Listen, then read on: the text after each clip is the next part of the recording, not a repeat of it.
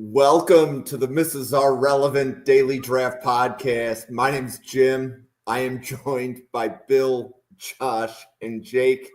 The emails are rolling in. I just want to share with everybody, literally while the intro was playing, we got an email that somebody was watching the podcast earlier today from one of the other players that was covered. So that's awesome. That's awesome. But before we jump into that, Josh, how you doing? Good. Glad to be back for another episode. We got a lot of guys lined up today. Going to be talking about safety as well. One of my favorite prospects in this draft at linebacker as well. Bill, good to see you again. Jake, big win for the Titans this week on the road. And Gotta love it. Gotta love it. Love to see it. So, Jake, how you doing? Man, I am so excited to talk some prospects today. We just got to take a minute and appreciate where we are in this cycle. We got just a couple more weeks of football, boys, and this coaching or this NCAA before we're in playoff times. We're talking bowl games. We've got the tape that's put out now. We just got a little bit more that we got to kind of progressively take in. But I got the Chianti in my cup. I'm excited to talk some football, boys. Fantastic. And Bill, how are you?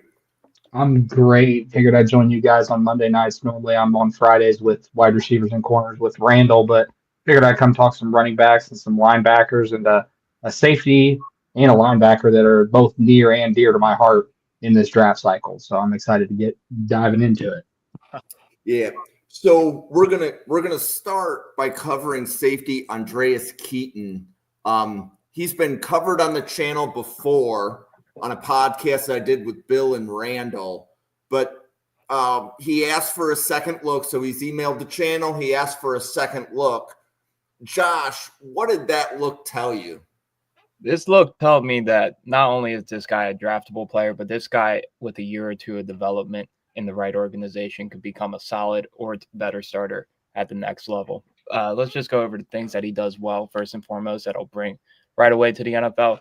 His run support and tackling is one of the best for a safety in this draft class. He's a well-built safety as well. 6'2", 200 pounds, brings good speed as well, so doesn't lack in that area, along with his good play strength. You see the toughness on tape, whether it's him tracking a ball down 25 yards downfield, sideline to sideline, or him coming down downhill to make a run fit as the last defender in line. So I think his range is also underrated for a safety, something I was really impressed with seeing his tape.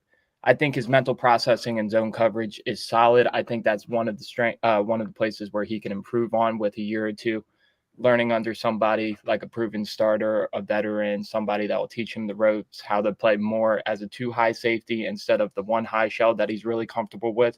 But once he gets the hang of that, this is a solid floor prospect that'll be a solid starter at the next level. And I really do like him in day 3, not only with the special teams value he brings, but the upside he brings in his second or third year under his contract. Good. So I'll circle back to you at the end, but I want to hear what Jake has to say first.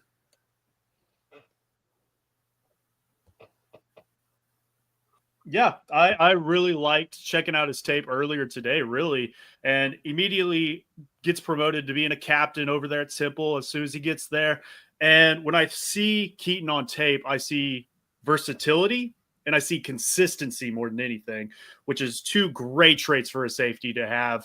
When we look at what makes a safety great to the next level, I think it's the hardest position to play on the defensive side of the football at the next level, just because you're in open space consistently. You are the last line of defense more often than not. And what we see in today's game is we've molded into everybody's running that 2-high shell. He has that ability to do that. But when I see him as a tackler, he's so clean and consistent in that right. So it's a guy that I think you're bringing in probably late through the draft. I probably would have looked at him as an undrafted free agent before I actually got to check out the tape. Now I'm thinking, hey, maybe round 6, round 7, really liking him there. If the testing numbers are great, this is a guy that could climb. This is a not overly deep safety class in my initial assessment. I might be wrong, but that's kind of how I see it right now. But I think Keaton can come in, contribute on special teams, earn him his spot on a 53-man roster, and as he progresses through his career, can get starting reps potentially for a club. And I'm really excited to see what transpires for Keaton at the next level. Cool. And Bill, what did you see on your reassessment?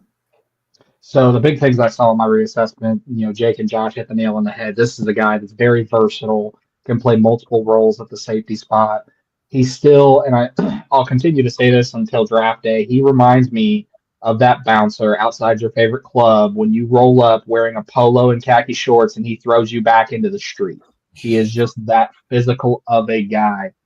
The one thing that's really underrated is his straight line burst when he attacks the ball. It's so underrated because when it pops on tape, it really pops. In the original assessment, I said he was a 6th round grade, right around day 3. I think that's probably where his bread and butter is going to be, and reminds me a lot of Nick Cross when he was at Maryland, and that same kind of physical, versatile safety aspect. But a really great safety prospect. I enjoy watching his tape. Okay, so here's a question, and if anybody saw what I did with Devin earlier today when I put something out on Andreas Keaton, being able to play single high is a rare trait, meaning that you can't just ask any safety to play single high. So my question would be, if we think that Andreas Keaton can play single high, how come he's so low on our board? I think it's more so. I think it has to do with the talent that he's up against at this point in time. You just haven't seen a lot of it, and this is his first year at Temple. If he got to see some higher level talent, I think he could be higher on the board. I think it's more so as a draft community, we're looking at him as a player and going, you know what, I'm just not positive that's there just yet.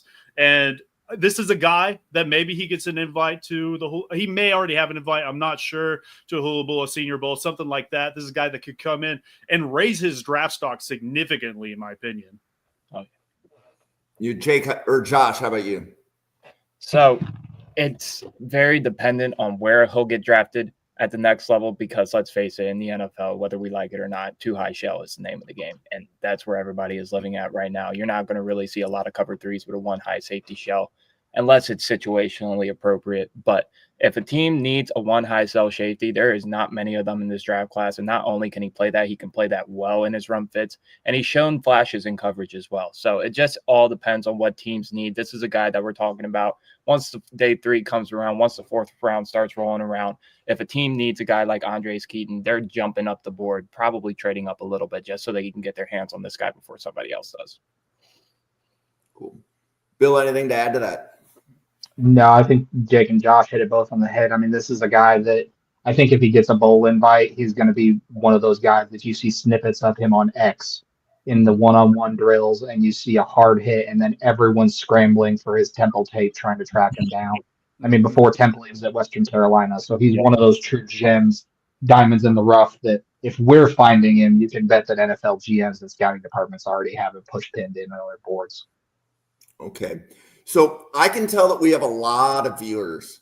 Like, for us to have this many this early into the podcast, I appreciate everybody that got the word out.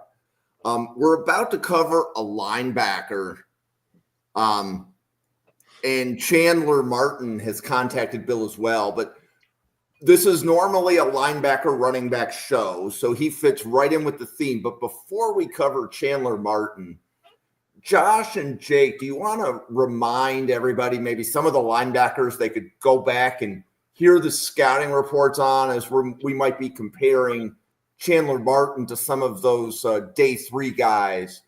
So like the gentleman from Rutgers or anybody. Jake, do you want to shout out anybody that we've already covered? Yeah, I mean, this is the guy that's in that same realm as a guy like Tyreem Powell, the Teddy Buchanans, the Tristan Sinclairs of the world that we've already previously talked about. And personally, I like Martin just a little bit over those 3 guys currently. I still have to man, I'm going back and forth with this board already just Mhm. because this is such a deep linebacker class as well as a running back class. But the linebacker, this day 3 is so deep. It's so deep and it's interchangeable. It's almost to pick your poison, pick your flavor of the day, because there's guys that can fit into the box and be that early down backer. There's the guys that can just help out in coverage on third down. There's the versatility key pieces of this. And I mean, we're going to talk about him here in just a second, but Morris is right in that realm as those guys as well. And I think he might be on the upper end. Cool. Yeah, so we've already gone over Sinclair already, Kareem Reed out of Utah, Carson Bruner, and those are 3 guys that I believe I have under Martin. Martin's in that range of a Tyreen Powell, Teddy Buchanan out of California we were talking about, almost like a Jay Higgins, as well as like an undersized linebacker. But this is a junior as well. And compared to all the guys we've talked about in the past, I think this guy not only brings a higher floor to the table, but he also has way more room to grow into his body. And I think this is a guy that can keep getting better once he gets into the NFL. But let's go over his scouting report real quick. One thing that he brings to the table at 5'11", 6'10" and 230 pounds is leadership and tackling. Don't let the size fool you. This guy will make clean fundamental tackles, not only in the run game, but in the passing game as well. I love his mental processing. I love his play strength for his size. His pursuit/hit power doesn't lack at all. And he's a surprising pass rusher for somebody at his size. He's going to be an effective blitzer, especially on third down, somebody you put in when you're sending the house. And he has 8 sacks this year. I think he has 20-something pressures as well. So not only can he get schemed up to get pressure on the quarterback, he can get havoc himself. So that was one thing that I was really surprised at looking at Martin. This is a guy that projects more as a middle linebacker / off like sub linebacker, will linebacker for his size, but he's comfortable playing the middle linebacker position, which is something that you can't say about a lot of these linebacker prospects. One thing I would like to see him improve on is his man coverage ability at that size, being able to stay in phase with the leverage routes against running backs and tight ends going up the seam. But if he can learn how to do that more consistently, this is a guy that has way more room to grow, and he already brings a great floor as a good tackler. So I really do like Martin's tape, and I think this is a guy that we're talking about in the same group as Teddy Buchanan, and I would have above Tyreen Powell personally. Bill, how about you? No, I think Josh hit it right on the head there. This is a guy that is a tackling machine. But one thing that was really underrated that I saw on his tape, you see him diagnose plays very easily. He's not like some of these middle linebackers in his class that we've seen that have trouble diagnosing plays or that bite on play action fakes. He has the ability to see those before they happen and almost read and react and hit the hole quickly. He's another one of these guys that I would love to see at a Shrine Bowl, a Senior Bowl, in one-on-one Oklahoma drills with some of these running backs in this class. His tackling is teach tape. It is literally, you throw it on, it's good angles, it's good wrap-ups. Reminds me a lot, because of the size factor, of like a Josie Jewell when he was in Iowa. That same kind of concept, very physical, very good tackler. Does need some work in his coverage abilities, but this is a guy, if he's there day 3 and I'm struggling to stop the run, I'm bringing him in and not even worrying about it. Cool. Jake, you have anything to add, or you want to move on to the next linebacker? I think Josh and Bill put it pretty well. But yeah, 5'11", 230. He's never going to be a guy that you want to line up and man coverage against a tight end. I just don't think that's going to be his game at the next level. But former 2-star recruit, spent 2 seasons grinding it out at East Tennessee State before transferring over to Memphis. And let's be honest, this guy's not going to blow you away on paper. But turn on the tape, you'll see why we're talking about him today.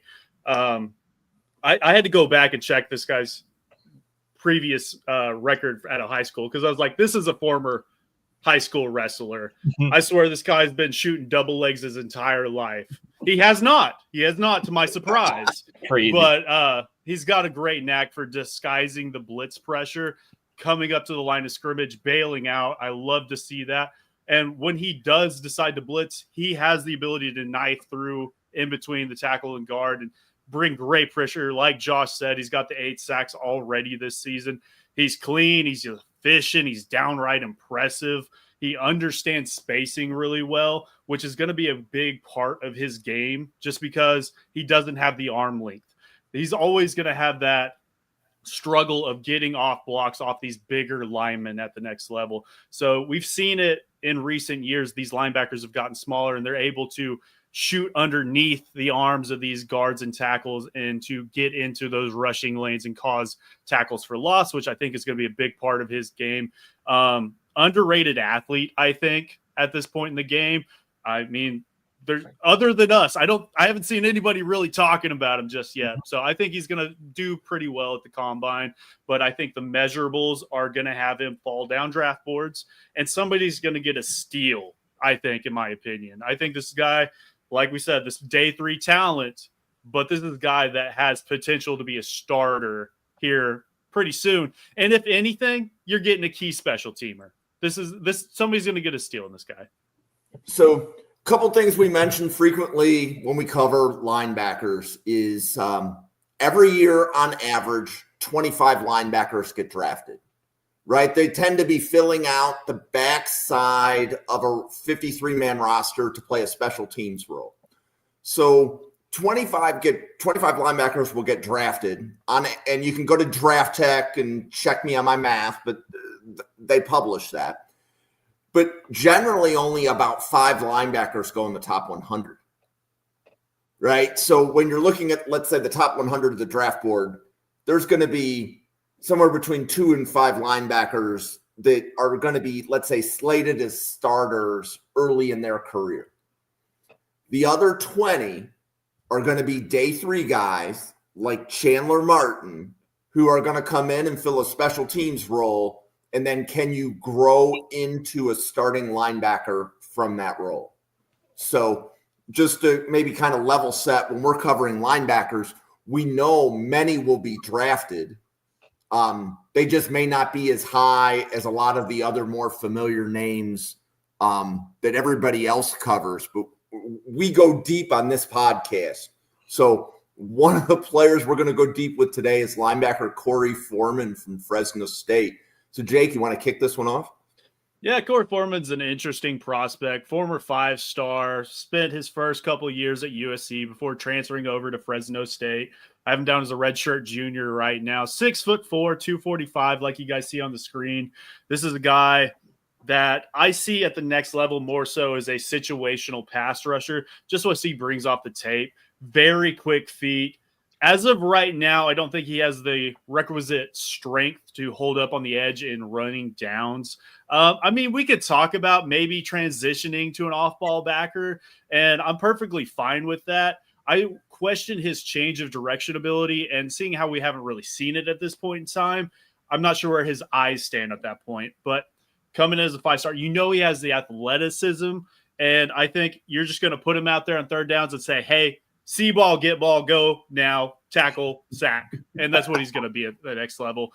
I have an undrafted free agent grade on him right now. I think this is a guy that should probably return to school one more season, if not transfer again out of Fresno State to another bigger school. And I'd be fine with that too. But at the end of the day, I mean, you draft for upside, and I think he has upside at this point in time.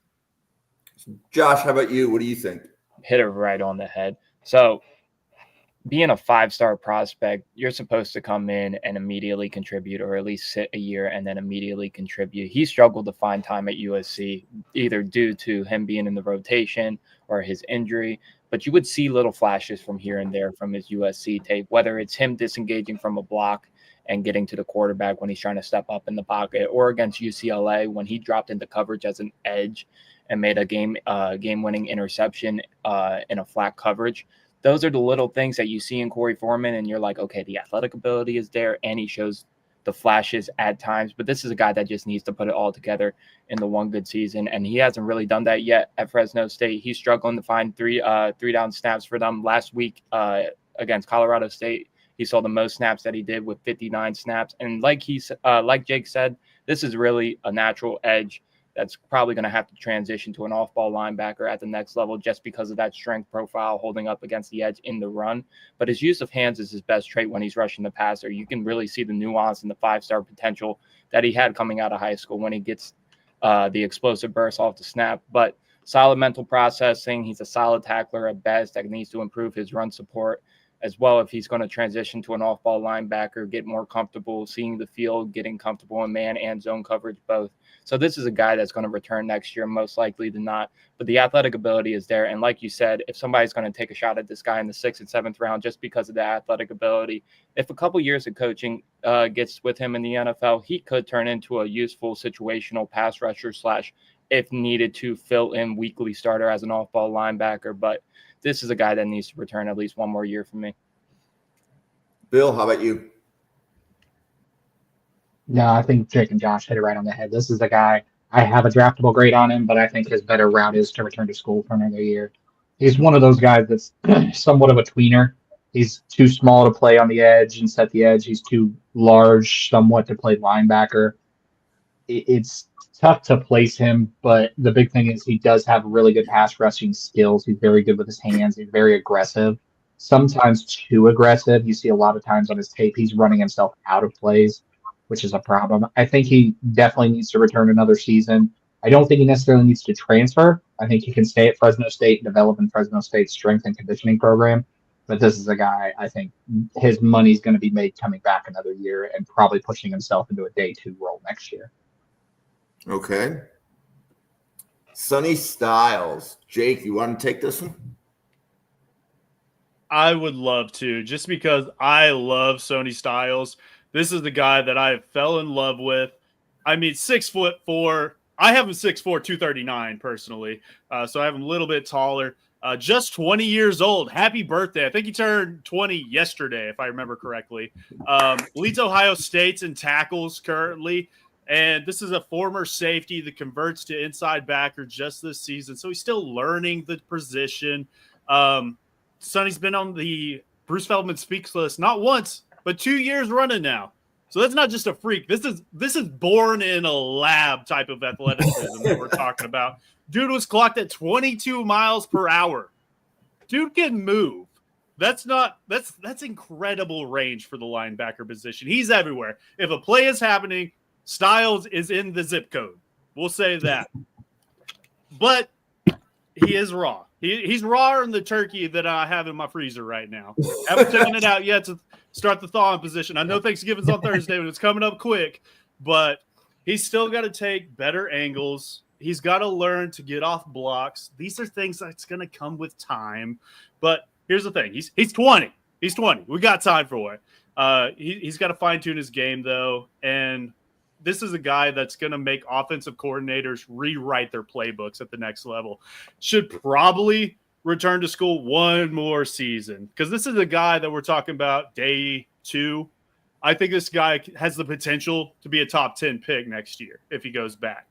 But let's say Ohio State's, they get in the playoffs, they progress, they win the national championship. He's going to soar up draft boards. But this is a guy I'm super high on right now. So Josh, how about you? I hit it right on the head. I didn't watch Sonny Styles coming in before this podcast, but now he's firmly in my top 100. And like Jake said, if he decides to return next year, he can play himself in the first round. I have no doubt about that. One thing that he brings that I really like is not only his versatility, but his athletic ability. He's a natural cover backer at the next level. You can just see the fluent movement skills. He's able to diagnose zone coverages very well. And even though he's not the best at stacking, shedding offensive linemen at the next level, his willingness to tackle downhill is really impressive for someone his size. He would be an elite athleticism at the safety position, but he's still a really good athlete at the linebacker position. And him transitioning from safety to linebacker and him being that quickly to pick up where he's supposed to and really not only not be a liability, but be more than a contributor to that defense is really impressive and speaks for itself. I have him slotted in between Harold Perkins and Barrett Carter right now. I think this is a guy that, even though he brings a great floor when it comes to coverage ability, if he gets a couple years of development in him, this is a guy that could be the Pro Bowl linebacker, and I fully believe that. So if he returns next year, good on him. His draft stock's going to rise. But if he comes out this year as a junior, I mean, this is a guy that's going to go in the 3rd round for me, and he's going to make a team really happy really quickly. So I really like Sonny Styles personally. Wow. Okay. I love that energy, both of you. So, Bill, what do you think of Sonny Styles? So I'm a little lower on Sonny Styles. I'll admit it. He's still firmly within my top 125. I think the biggest knock on him is his positional value. He's one of those players that defensive coordinators are going to have to try to find to fit into their scheme. I remember it just like Isaiah Simmons when he was at Clemson, that linebacker safety hybrid, and when he went to Arizona, was he going to play linebacker? Was he going to play safety? I think personally he is a much better safety. Like if he would played safety, I'd probably put him in my top 100. I'm a little lower on him at linebacker. Like Jake said, he's raw. There's no ifs, ands, or buts around it. I think he should return for another year, but I really, really love his football IQ. And you see it, his family bloodlines played at Ohio State, his father played in the league, and you really see it. He almost knows what's going to happen before it happens. I think he should come back next year. I think if I were Sonny Styles and I was in his camp, I would say return to school, make the swap back to safety, and play next to Caleb Downs in that defensive backfield, because any shine that Caleb's going to get, you're going to get that shine on the opposite side and boost yourself right into the first round as well. If he comes out this year, I think he's going to test through the roof at the combine. He is, like Jake said, he is a Feldman Freak 2 years running. He's an Avengers level threat, folks. This is serious. Broad jumping 11 feet and running almost 22 miles an hour. You can't teach speed. You can't teach athleticism. And Sonny's got it in spades. So Jake and Josh, right now you have him in your top 100, and you said it would be a day one blue chip grade, you think, if he came out next year? Correct. 100%. I mean, I don't have a full built out big board at this point in time. I'm focusing on linebackers and running backs. Yes. But I can tell you, based on past years, he would definitely be probably a third round grade for me currently. But yeah, like we were saying, this guy has so much room to grow that the sky's the limit for this kid if he comes back. Cool. Steve Linton from Baylor. So Josh, you want to kick this one off?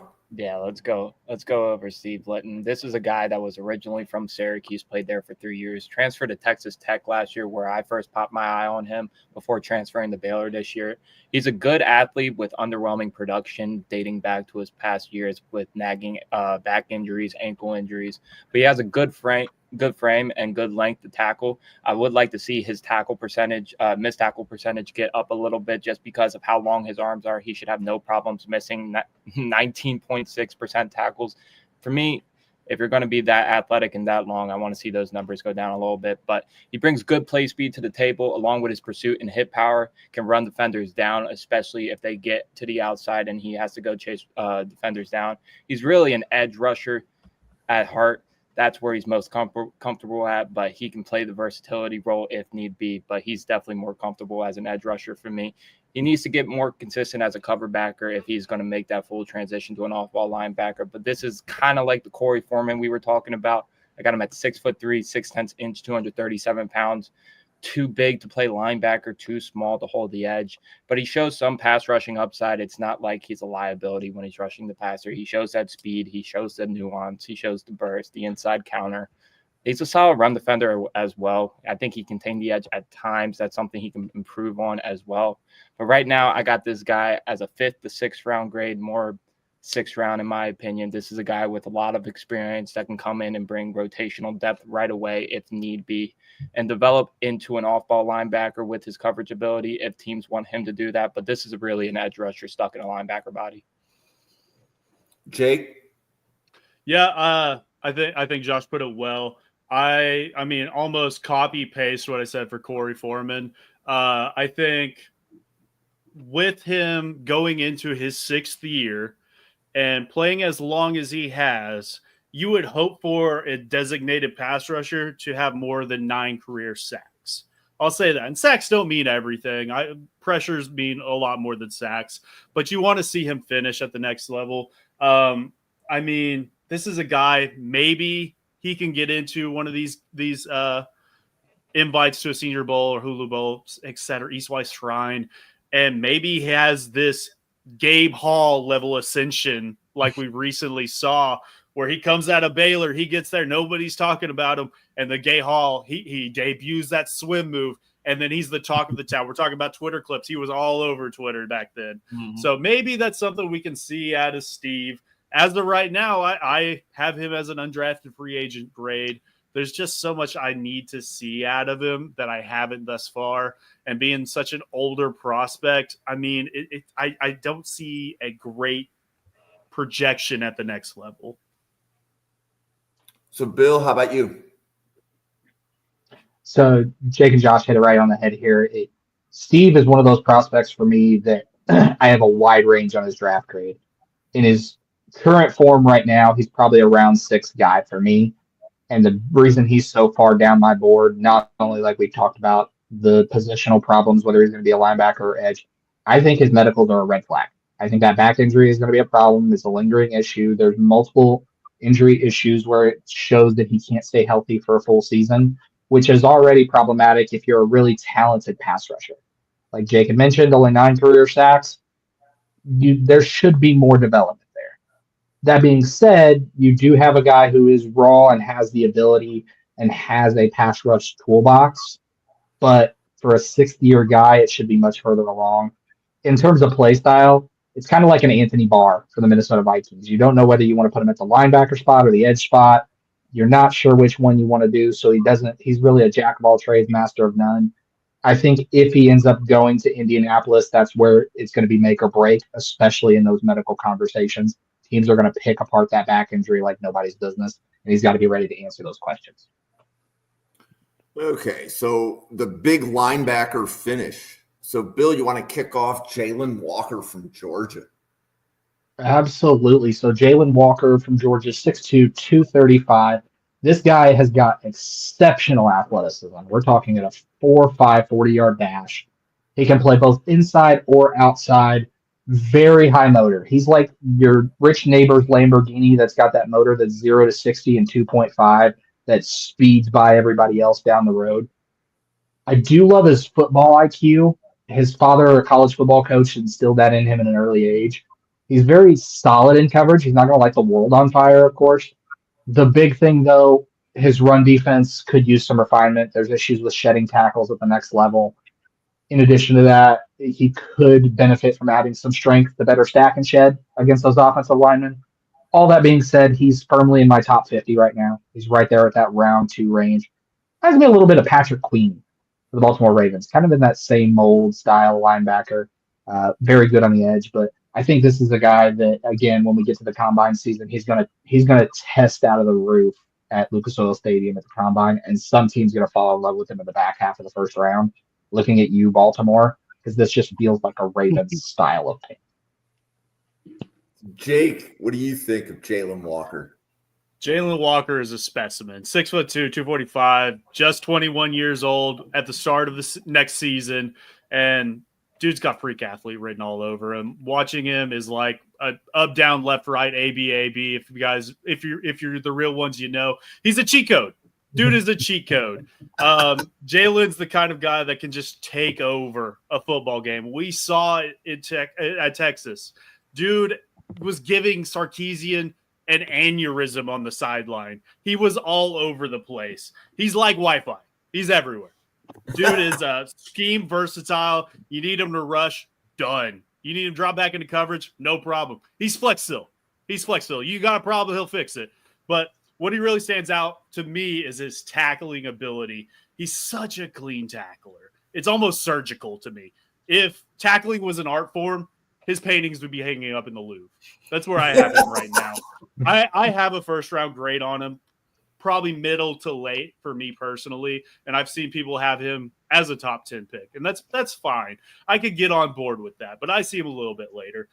Biggest concern for me is production numbers. Dude doesn't have it there, and I think it's going to come with time just because that Georgia defense, it's freaks among freaks, and we see it with all of their prospects coming out, and I'm sure he'll land in Philadelphia with all the other players that come out of Georgia, but I really like his tape. I think this is going to be a guy that we talk about for years to come in the NFL. He's going to give every offense coordinator that they're going to be sleepless nights in the NFL for him. So Jalon Walker, I mean, there's a reason we saved him for last because it's the best for last. Yeah. So Josh, what do you want to tell us about him? So I'm that guy you guys are referring to. I have Jalon Walker as a top 10 prospect on my board right now. And I understand the deficiencies that we're talking about with Jalon Walker, not the biggest guy. You could really grade him as a linebacker or an edge if you want to. I've graded him both at both positions before. The stack and shed needs improvement, but really that's the only thing I have complaints on him. His man and zone coverage skills are solid to me at best, but I think those are where he can improve the greatest on at the next level. But like you guys said, this is a freak athlete. This is the chess piece defensive coordinators are looking for at the next level to really wreak havoc on third downs, to really get after the quarterback when need be. And the one thing that I really like about Jalon Walker that stands out him above the rest of the competition is his leadership and toughness. I think it's an infectious thing that once you get into a locker room, even as a rookie, this is a prospect that other players are going to revolve around, going to get behind. He's going to make his teammates better just because of how willing he is. Even when he gets stuffed, when he's trying to go downhill as a run defender, he's going all out. He's going 100%. He's putting his shoulder into the tight end. He's putting his shoulder into the left tackle, right tackle, and just going 100% whether he gets knocked on his ass or not. And that's one thing where I'm looking for prospects is that motor. And if you have that motor along with that pass rushing upside and that athletic ability with room to grow, yeah, I'm the guy that has him in the top 10. He's my number 4 player on my defensive board right now. And I really do hope he gets with the right scheme, because if the right defensive coordinator gets his hands on him, watch out. So who is that right defensive coordinator, Josh? They're not going to have the pick, but Brian Flores immediately comes to mind. If Brian Flores gets his hands on him, the NFC North should be scared out of their minds. But if we're talking about players in the top 10, he might fall just because of those measurable numbers. It's not the biggest guy in the world. It's not going to be the guy that has the freak arm length, freak size, freak height. But we'll see how the draft shakes out with the top 10 picks, the top 20 picks. But in my mind, I don't see him getting outside the top 20. I would love to see him in Tampa Bay personally if they get their hands on him in the somewhere between the 16th through 24th pick, wherever they finish. But I think Tampa Bay would be a great landing spot for him. Okay. So before we transition to running backs, and maybe that's what everybody is waiting to see, we have 168 people watching. Jeez. So please hit the subscribe. Please hit the like. And we're going to pause for a commercial break. Josh, tell everybody how they can find you. Follow me at juice_T23. Not only am I doing this podcast on a weekly basis, once winter starts getting around, I'll be popping around more week to week on different podcasts. I also work with the Scout Side View. It's an underground little internship that I got going on. It's ran by Luke Stroud, ESPN analyst, formerly an NFL scout. So check out Luke Stroud. Check out Bill Sparks. Check out Jake at Glory Day Sports. Jim, thank you for putting this on as always. This is going to be a hell of a ride with all of us, and just glad to be a part of it. Sure. Jake, you want to tell everybody how they can find you? Hey, just search Glory Day Sports. We do a live show every Thursday morning, 7 a.m. Central Standard Time. Me, B. Will, and Jonathan Miller talking all things Titans and a little bit of draft as we close out this season. I mean, Titans ain't making the playoffs. I'm sorry to break it to the fans checking it out right now, but we'll be talking lots of draft here upcoming because we will have a top 10 pick. So we might be talking some more Walker in the upcoming pods. And Bill, tell everybody how they can find you. You can find me at Spark Scouting on X. I post a lot of different things there, different articles that I write, draft takes. I also work with at Draft Detectives as well, doing the same thing, talking a lot of ball, talking NFL, draft, salary cap, team building, all sorts of different, all things NFL. So you can find me there. Fantastic. I am at NFL Draft Fanatic. There is no I in Fanatic on my Twitter. And then if you submit comments within the YouTube feed, I'm usually the one that sees them first. So feel free to leave comments on YouTube. For anybody watching or listening, please be active in the chat. If you have questions on the prospects or you want us to watch somebody else, please ask. The first 2 players we covered were specifically players that asked us to cover them, not just fans. This is the podcast that the players watch. So if you have questions, we have content every day. So Monday, Jake and Josh bring it every week. Tuesdays, we got tight ends coming with Brock. Wednesdays, we have some offensive linemen and defensive linemen. Thursdays, more offensive linemen, defensive linemen. Then on Friday, we finish out the week with me, Bill, and Randall doing wide receivers and corners. So every day, this channel has content covering the different positions in the NFL draft. With that being said, we are now going to kick off and cover 5 running backs. So, Josh, you want to cover Jacory Croskey-Merritt from Arizona? Jacory Croskey-Merritt, I got him at 5'10", 6/10 inch, 208 pounds. And before we get into the scouting report, we got to go over just Jacory's standing when it comes to his playing time right now. He's had an eligibility issue all year, even dating back to when he got into the transfer portal. This is a guy from New Mexico that apparently redshirted his freshman year or sophomore year. Somebody took his number and they logged the snaps under his number. So he tried to play for Arizona this year. He was originally committed to Ole Miss. I think Ole Miss figured out that he wasn't going to be able to play this year. So he only played 1 game with Arizona, the opening game against New Mexico. And it looks like this guy's not going to play anymore the rest of this year because of that eligibility issue for the NCAA. He does have a Hula Bowl invite, so you're going to see him in a bowl game action, and where he goes from there, we'll see. But for me, this is a good athlete with really nimble feet, especially when he gets in the gap run scenarios. He has solid lateral movement skills, and he runs good north and south. Really good burst and speed for a stockier back. He's trusted in pass protection at times. He could refine his technique at the next level, but it's something that coaches are willing to put his money on. I think he's a solid receiving back, not going to be a guy that runs the full route tree out of the backfield, but this is a guy you can efficiently get to on dump down and screens if need be. So for me, I have around 6th to 7th round grade on Jacory Croskey-Merritt. This is definitely a draftable guy, if not a priority free agent that'll stick to a practice squad. And with the amount of running backs that are used in the NFL, he'll definitely see some playing time if need be. This is a guy more than capable with his vision, burst, and speed, and he's a well-built back as well. So we'll see what he does at the Hula Bowl, and let's see where he goes from there. Jake? Yeah, this is a guy in Jacory that it is unfortunate we don't get to really see him this year. But in that New Mexico game, I believe he went for over 100 yards. And if we're just looking at last year when he was at New Mexico, this is a guy that forced 4th via PFF in offensive grade for the running back position, only behind guys like Ashton Genty. I'm sure some of you guys have heard of him, and Terrion Studer and Audric Estime. So this is a guy that has the chops, has the talent, 64 missed tackles for us last season. So he can create at the running back position, which is probably the biggest thing for me as a scout. I want to see you create. And I think he does a dang good job at that. What really surprised me on the tape is I went back and watched the Texas A&M game from last year. Great contact balance. There was a play where he runs, maybe gets 2 or 3 yards, absolutely hit sticked by the linebacker or edge, and just bounces off and walks forward for another 5 yards. And the defender was just sitting there like, how did he stay up?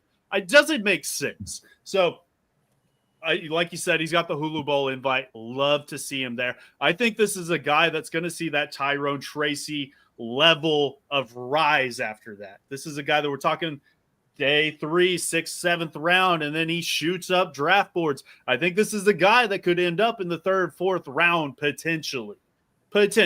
That's where I would kind of have him slated at this point. Pass pro, like you said, not the best in that right. He can kind of play that patty cake there, but if there is somebody coming down the pipe, he's probably going to get steamrolled. And it's just due to his size. I think he can improve in that, but that's never going to be his game. This is a guy, like Josh was saying, that he'd kind of like to see him in a gap-based scheme. I would love to see him in a zone-based scheme because just he has that vision that I look for, and I think he can pick his spots really nicely and shoot through those gaps. So Jacory's a guy I didn't think I was going to be very high on, but it turns out I might be the Jacory lover at this point in time. So I'll take that, and I'm ready to roll with it. I'm ready to roll with the punches. Okay, so Jake, Scatabo or Croskey-Merritt? Don't do that to me. God, I hate this, but I actually put Jacory one spot over Scatabo at this point in time. No. And that was the initial reaction. It might just because this is the week, and I'll go back, and we're still early. But as of right now, I have one spot higher. Yep. So it's funny, and Jake, the reason why I asked you that is that you used almost the same line.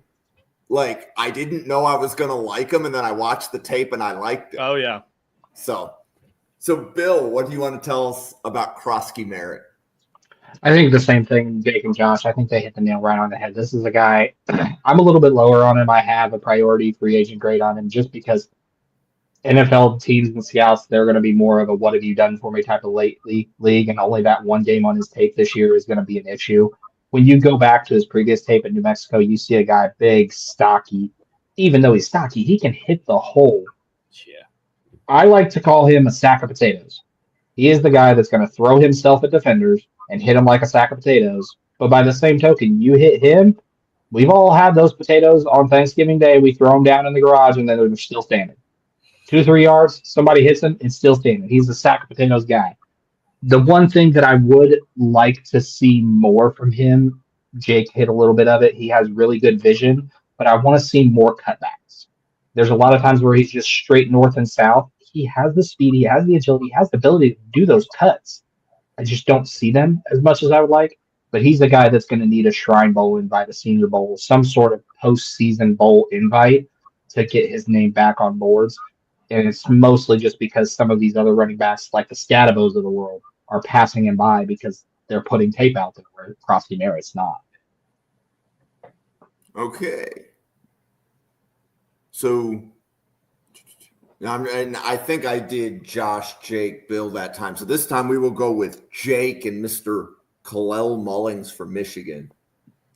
We're going to talk about both Michigan backs today, and they're almost like my Starbucks order. I'm either going pumpkin spice latte or I'm just getting a black coffee. Mullings is a black coffee to me. I can survive. He's going to feed families at that size. He can kind of come in and he's going to fill a role for you.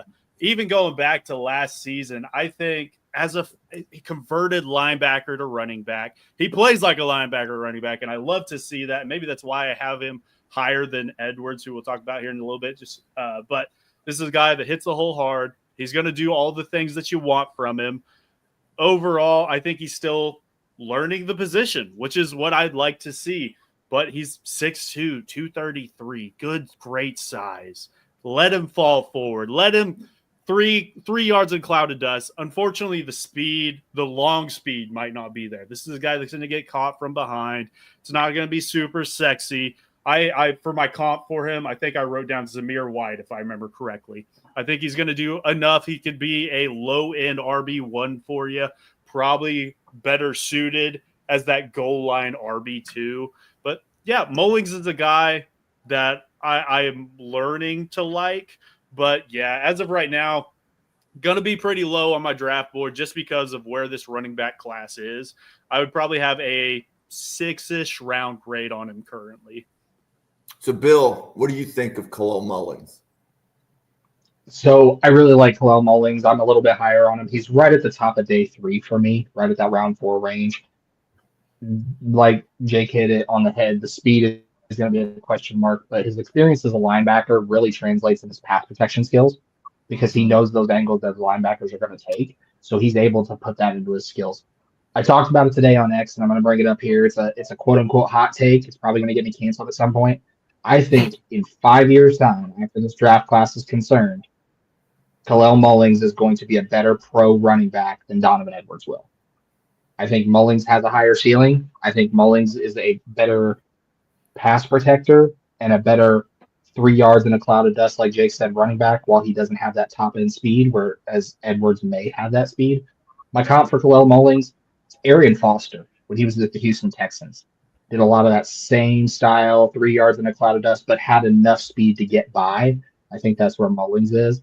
I think we're going to see between these two Michigan running backs as we move through the draft process, folks are going to try to compare them to each other when they shouldn't. They are two fundamentally different style of running.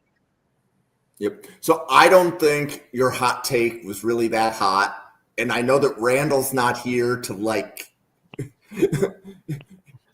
level set that. I'm just saying I think Mullings, like a goal line back, ages well. Oh yeah. Right. Like was it LeGarrette Blount? that did Yeah, that for blood. New England. Like, he aged well. He may have not had a lot of carries every year, but he was Punching dudes at Oregon doesn't matter. Made it to the league and made it work. Right. Yeah. So, Exactly. Josh, what do you have on Kalel Mullings? Speaking on LeGarrette Blount, that was my comp for Kalel Mullings. And one thing that I think is underrated when we're talking about guys that were starting in the 4th round, when we're talking about running backs who are going to get selected, one thing that's going to bring Mullings up ahead of most of those other running backs that we're talking about is, one, like Bill and Jake said, his pass protection. It's one of the best in this draft class just because of his experience as a linebacker, his natural play strength, his ability to displace people when they come after him at his face. But his clear path to be a special teamer on any facet is going to light up for general managers across the board. And one thing that I really liked watching his film from this year compared to last year, let's be blunt, he was raw as raw can get. He ran like a robot. He ran straight, stiff, upright. It's like he had the power, but he didn't know how to run. His vision has improved greatly this year, and that's why you're seeing him get more carries than Donovan Edwards, especially on early downs and in goal line scenarios. This is a guy that you're going to have to pick your poison with. Do you want a running back that brings good pass protection and is going to be a 3rd down, 3rd and short specialist, goal line specialist that brings, let's be frank, little to no upside as a receiver? It's not a guy you're going to be asked to provide value in the pass game. That's the one knock on him, as well as his burst and play speed. They're just solid at best, which isn't bad at all. There's running backs with solid or best speed that make a long, long career for themselves in the NFL, but that's not going to be his calling card. So if you're looking for a 3rd down specialist in pass protection in the goal line back, Kalel Mullings is your guy. Right now, I have him around the 4th to 5th round range. I have him in the same grouping as Camp Scatterbo, exact grade, same for me. It's kind of like a pick your poison, which type of running back do you want? But Kalel Mullings has a lot of room to improve and brings the pass protection upside that you look for in day 3 running backs. Awesome. Okay, Donovan Edwards. Bill, you want to kick this one off? Yeah, absolutely. So Donovan Edwards, 6'1", 210, 212, right in that range. He's got very good size, very good strength. I love his patience and his vision when hitting the holes. It's a plus and it's a minus. He's very good at seeing those holes, but he's also very slow to react to those holes. So it's a plus and it's a minus. He does have really good football IQ for a running back, so he's able to adjust his body to the defense's play accordingly. He has really good hands as a receiver. I know it's hard to see with Michigan quarterback play being as terrible as it is, but he does have really good hands as a receiver. The big things, obviously, I would love to see him improve his contact balance. There are some plays where he bounces off of tacklers, and then some other plays where he's hit after 1.5 yards and he falls backwards. The other big knock for me is I do have durability concerns on Edwards, especially because he's just had a history of nagging minor injuries that sometimes take much longer than should to rehab. All in all, he's a top day 3 guy for me, right at round 4. Reminds me a lot of like a Devin Singletary type of guy, one of those guys that you can get in round 4 that will do all the little things for you. But I prefer Mullings more because I think Mullings has the higher ceiling right now, whereas Edwards, this is him kind of as a finished prospect, and there's not really much room to grow in my eyes. I like that Devin Singletary comp because ironically, that was kind of what I was thinking in my head. Josh, what do you have on Edwards? So you obviously see what Donovan Edwards brings you. Just turn on the national championship last year. Big calling card he brings is his burst, especially when he gets after the first line of scrimmage into the second level. And his play speed doesn't lack at all for me. This is going to be an awesome backup running back in the NFL. Like, going to make his mark and going to get 2 or 3 contracts as a known backup running back. And he's going to bring great value in that phase.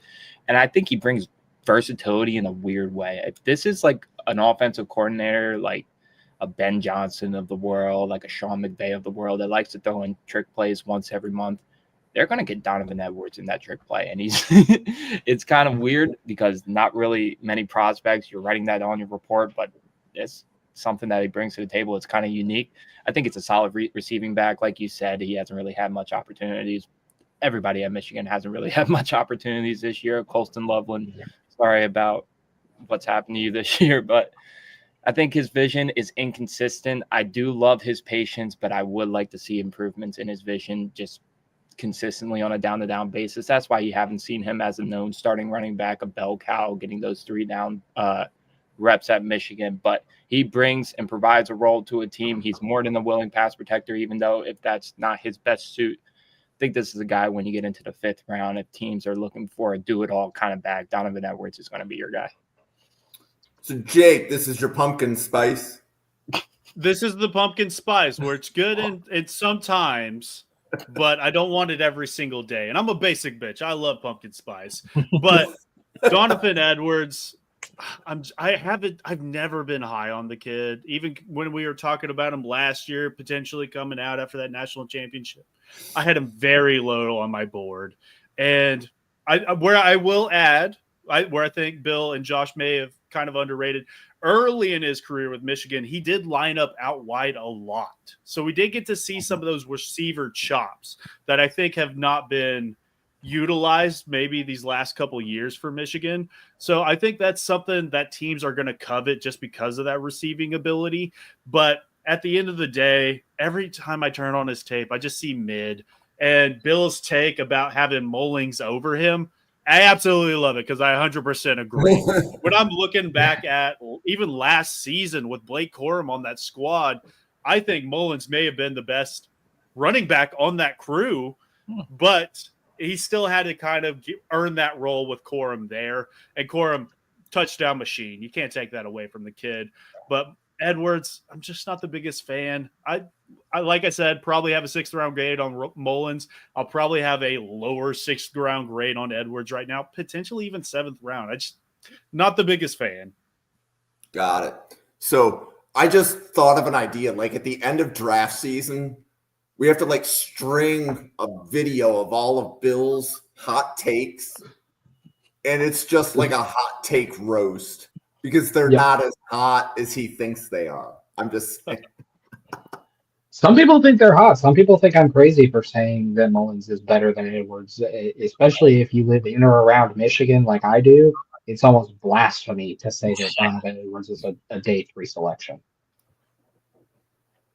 Yeah, I appreciate that we can poke each other. I appreciate that. We're like, because it is weird, right? Because like I've been podcasting with Jake and Josh for a while. I've been podcasting with Bill and Randall for a while. But now it's like, I don't want to say it's like you can't pick your favorite kid. Like it just, yeah, right. It's all different, but it's cool that we can jump on and not miss a beat. So Jaydn Ott in the preseason would have been mentioned as probably one of the top 4 running backs in the class. So Josh, you want to kick this one off and tell us what you think about Jaydn Ott right now? I'm going to be that guy that's pessimistic on Jaydn Ott. And it's really unfortunate what's happened to him this year. It's not really been his fault. He's been battling a nagging ankle injury. And even when he's been on the field, he's not the same player that he was in 2023. Whether he should have sit out the rest of this year. He'll probably have to return next year just because of his production numbers this year. But let's go back to the 2023 tape to see how good of a runner Jaydn Ott actually is. When you're talking about burst and play speed, Jaydn Ott's one of the best in this draft class, and that's saying a lot, comparing him to all the other running backs that we have in this historically deep draft class. That's his calling card, and that turns well in the receiving game. Last year, he was a way more effective receiving back than this year. But, I mean, this is a guy for me that can carve out a role early on as a kick returner. I think he'll excel as a kick returner, and he might not even make his calling card as a return specialist, a guy that can make the Pro Bowl, an all-pro team, and be really effective in that role. But his production numbers have not been the same this year. He's not been the same running back. He hasn't talked to the media since August. So, mentally he's been struggling with that ankle injury. I would like to see him improve his patience behind the line of scrimmage too, not having him go full burst right when he gets the ball, kind of sifting through blocks a little bit more, reading them out. But this is a guy, sadly, who's going to return next year. But if we're talking about his 2023 tape, yeah, the athletic ability, his receiving chops, they stand out as one of the better ones in this draft class. But it's hard when a guy's trying to battle through an ankle injury and it's really not 100%. And the killer instincts in him is like, I got to go out there. I got to keep playing. I got to provide for my team. And California's having a pretty decent year to their standards compared to last year. So it's really unfortunate for Jaydn Ott. I'm rooting for all the success in him, but he's most likely or not going to return next year just because of everything that's happened this year. Jake, how about you? No, I would 100% agree. I think the NFL analysts are going to come to him and say, hey, this is your grade. It's not really what you're looking for, and that's when he'll probably end up deciding to return. I see this dude as a weapon, though. I try to watch a little bit of tape of guys before I do any research on them at all, and that's kind of what I did with Ott, and I looked at him as like, yeah, this is pretty mid. Not going to lie. Yards per carry is very low this season, and then I kind of do some research. Okay, he's dealing with a high ankle. Okay, this is since week 1, by the way. And then I go, okay, we're looking at last season. And you see kind of what you're looking at there. And you go back and watch that tape, and it's a completely different player. This dude might be, I don't know, just kind of looking at, he might be the fastest running back, pure running back that we've covered thus far. Dude has speed for days. And that's something that's going to be huge at the next level. And that's going to bring teams higher up on him. But versatility is a huge part of his game. You can line him up line. You can use him as a weapon, use him on end rounds. And that's kind of where he can kind of be at his best as a gadget guy. This is the guy that came out and put up 274 yards and 3 tutties against Arizona in his 4th collegiate game. The dude has the chops. I think he'll be successful regardless if he comes out this year or next year. Just let the dude get healthy. I think on special teams, this is a guy that's going to be a premier return specialist at the next level. He can come in, be your RB2, RB3, and that's fine and dandy. But where he's going to get paid is a returner. Dude has it there. And getting him in open space is where you'll get the most out of a guy like Jaydn Ott. So, Bill, what do you think? No, I think Jake and Josh hit it right on the head there. This is a guy I would love to see him come back, get healthy, take another bite at the apple. The speed is there for days. He's a very versatile receiving threat as well. He reminds me a lot of, I'm going to dip back into the Cal running back Jaydn Best. Before Jaydn Best went to the Lions and got all of those concussions and then eventually retired from the league. But it's the same thing. Granted, Jaydn ran a 4.3. Jaden's probably going to run a 4.45 if I had to put a number behind it. But it's still that same style of guy that you give him the ball in space, a screen, a sweep, just give him the ball in space and let him just turn on the burners. But for me, the injuries are a yellow flag, not quite red, but it is a conversation. This is an ankle injury he's played through. It's been a nagging injury. Why hasn't someone stepped in and said, hey, just shut it down? Granted, his medical staff's probably saying you probably should shut it down, and the warrior in him is wanting to power through it. But history in the NFL is littered with players who probably should have shut it down and decided to play through it and hurt their stock overall. So I would love to see him come back full strength next season and lead what could be a premier running back class next season as well. Okay, so this is going to be our last player, but before we do that, we have almost 200 people watching. Please hit the like on YouTube. Please hit the subscribe on YouTube. We have daily draft content, and this channel will have scouting reports on about 225 players by the time the NFL regular season ends. So if you find this type of podcast to be entertaining, we have hours of content that's already on the channel, and we have more coming to you literally every day.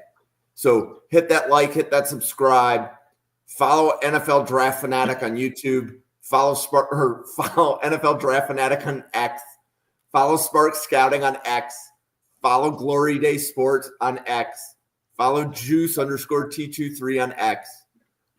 We truly appreciate all the interaction from our followers. So thank you very much.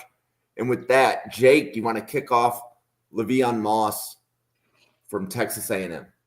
Yeah, I think before we do that, though, I think everybody stop what you're doing, hit the subscribe button like Jim said, but also head over to, is it draftprofessor.com now, Jim?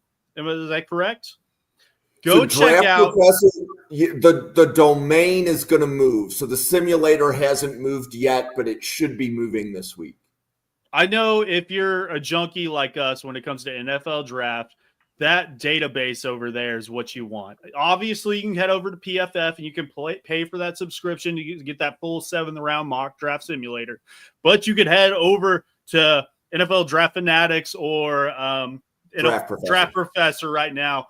And that's just the same, if not better. And it's going to grow with us. So go check that out as well.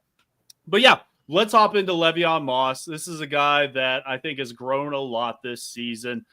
I think a lot of people, when it comes to running backs, they confuse patience with hesitation.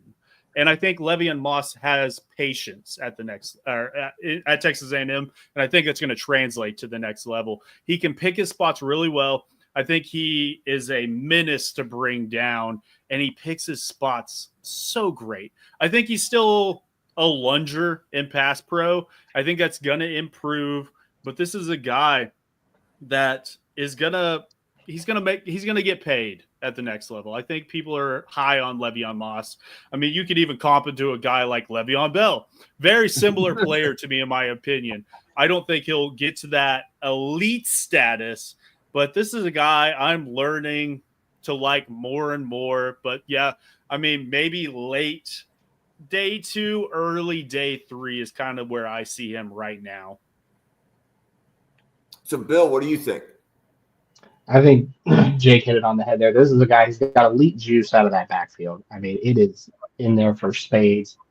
The one thing that I really love is that he almost has a natural feel for cutback lanes and zone schemes. I would really love to see him in a zone scheme type of runner. He really reminds me of a faster version of Alexander Madison when he played with the Vikings and then when he played back at Boise State. Granted, Madison ran 4.6. I don't expect Moss to run that. He'll probably run a 4.4. But this is a guy I want to see in those zone schemes in a cutback lane, watch him cut, take it to the house. His ceiling is probably as an RB2 or a running back by committee type of offense. But this is a guy I think could make some serious cash at the next level. Absolutely. So, Josh, what do you think? So when we're scouting running backs, you kind of put them into 3 phases. You got the overall running ability, you got their receiving ability, and you got their pass protection ability. When you talk about Le'Veon Moss and just specifically his running ability, there is not one thing that he's not good or better at. Like, he checks all the boxes when it comes to vision and create, his burst and play speed, and he doesn't lack in play strength at all. And his finish after yards after contact is really impressive to me. This is a guy in his second year who won Texas A&M's Most Improved Player when they had their annual banquet. And this year he came off and started firing right away. Turn on the LSU tape, turn on the big game tapes. They relied on Le'Veon Moss in both gap and run schemes, and he produced. His cutback vision was excellent. I think this is a versatile back that you can put in multiple schemes, and he'll be efficient at as a runner. But with that said, you would like to see his ability to block be a little bit better at that stockier build, but he doesn't lack in athletic ability at all. So even though he's stockier, he has all the athletic movements. It doesn't limit him. But you would like to see his improvements as a blocker. I think he's a solid receiver at best. Again, not a guy you're going to be asking to run the Texas routes, the whip routes, all that kind of stuff. He doesn't bring that alignment versatility, but he doesn't slack in that. He's not going to be a liability when it comes to receiving game. But his mental processing and toughness has improved greatly year after year. And this is a guy that just keeps getting better and better and better every year that he gets going. It's sad to see that his knee injury really ended his season. And it was a really bad injury if you go back and watch the tape.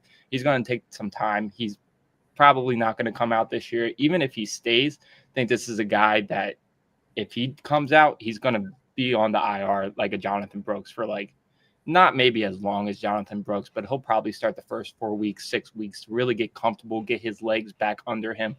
But I think this is a guy that not only improves every year, but he brings every facet to the run game. And one of my favorite prospects this year when going over his tape, this is a guy I have a firm 4th round grade on. I don't see him going below that. And if he didn't have this knee injury this year, he would talk himself into day 2. No question.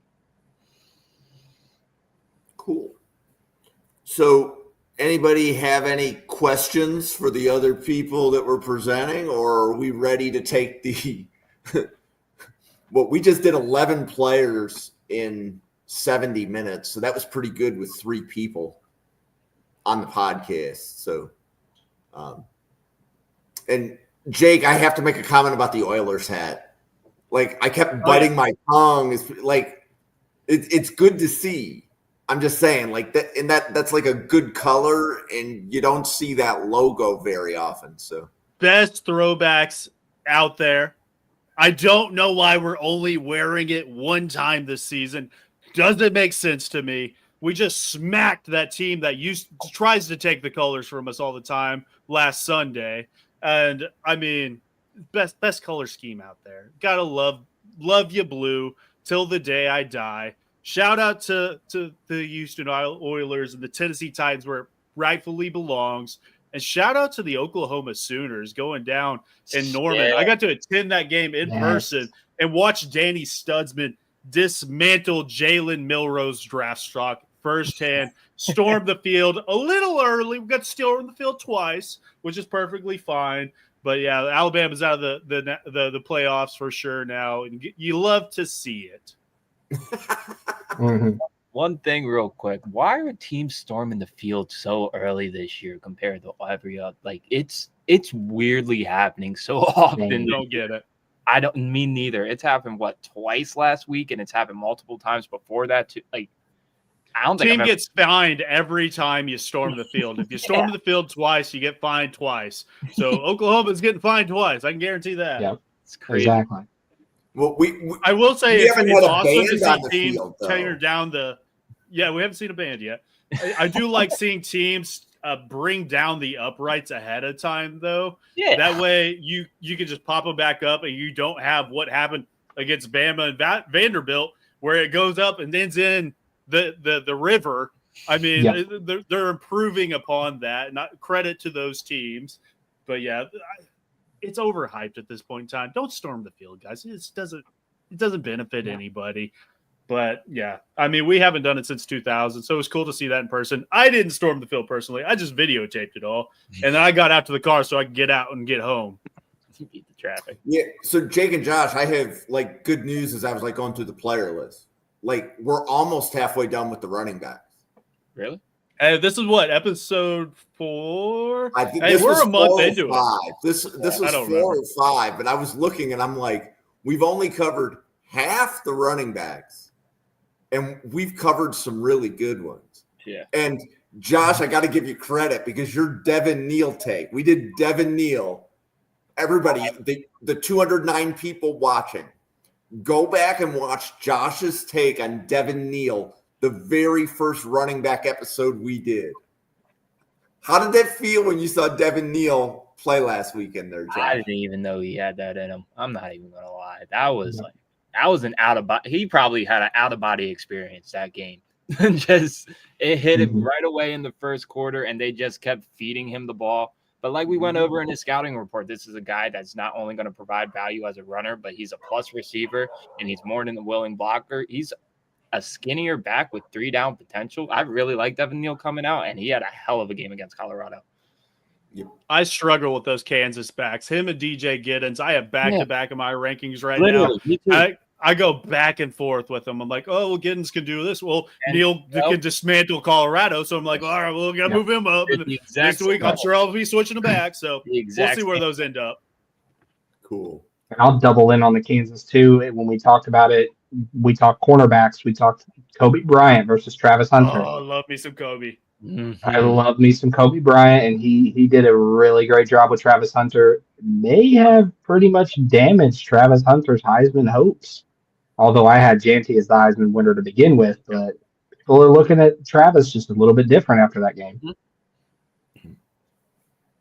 Well, I am sure all of us could stay here and we could just talk for hours, but we have 210 people that would rather listen to us than watch the Harbaugh Bowl. Right? Because that's what's on the other side of my monitor. It's awesome. Hey, Ravens just go up. Mark Andrews scores the touchdown. Boomer Sooner. And, definitely after we hop off here, go watch that tape too, because we'll be talking, I'm sure, Ravens and Chargers throughout this draft process. Yeah. So we appreciate everybody, every single one of you that took the time to listen to us. If this is something that interests you, we will have draft content on this channel every day. For Bill, Jake, Josh, and myself, thank you so much. Very humbled. Until next time. Love you, mean it. Peace.